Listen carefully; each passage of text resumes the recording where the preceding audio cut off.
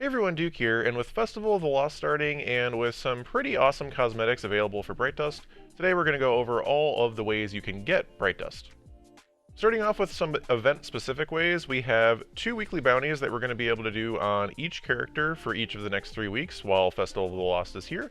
You definitely are going to want to pick these up and do these, as these will give you 200 Bright Dust each. And not only that, but you can also buy the repeatable bounties infinitely for 10 Bright Dust as well. This will also give you candy and XP if you need XP for your Season Pass or just for leveling. If you need candy for some of the rewards you can get from that. But this will also cost you Glimmer if you're going to buy repeatable bounties, and there are repeatable bounties from a couple other places we're going to talk about later.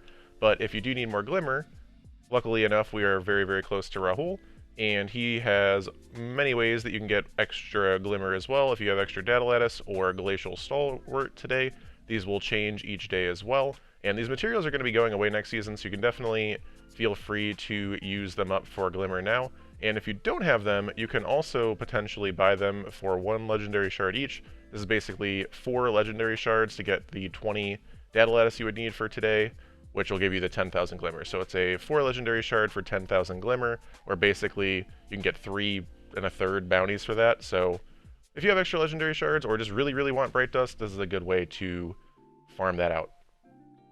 Next we have the repeatable bounties for Strikes, Gambit, and Crucible. These are all going to work kind of the same way. Again, these cost 3,000 Glimmer and give you 10 Bright Dust each. So if you are doing either Strikes, Gambit, or Crucible at any point, you can pick some of these up for a little bit of extra Bright Dust. And not only that, but as you're doing these bounties for Strikes, Gambit, and Crucible, you'll notice that there is a weekly challenge for 8 bounties, and this will give you additional Bright Dust as well when you do complete 8 bounties for Strikes, Crucible, and Gambit. Also note that you can do all 3 of these challenges on every single character each week. Next we have seasonal challenges, a large number of which do have Bright Dust as a reward.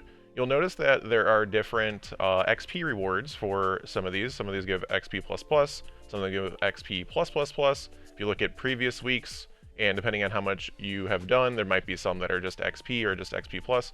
That is going to let you know how much Bright Dust you're going to get. You'll have a maximum of 300 Bright Dust if you do an XP++ bounty or seasonal challenge. These will give you 300 Bright Dust each. We have a couple this week that are that, so that's going to be quite a lot of potential Bright Dust of some of these few challenges for this week.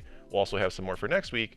And not only that, but once you finish all 75, or not all 75, you should be able to skip a few. Once you finish 75 of the seasonal challenges, you will get an additional large Bright Dust pile, which, at least in seasons past, has given 4,000 Bright Dust additionally.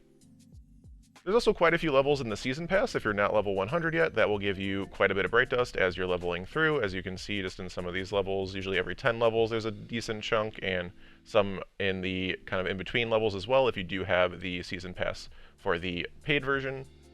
And not only that, but there's also Eververse engrams both in the Season Pass and for every 5 levels you get after getting to level 100 in the Season Pass.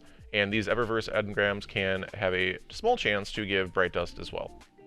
And that's all for today. I hope this Bright Dust guide helps you all get some of the cosmetics and things you are looking for in Eververse during this year's Festival of the Lost. And as always, thank you so much for watching, and have a wonderful day.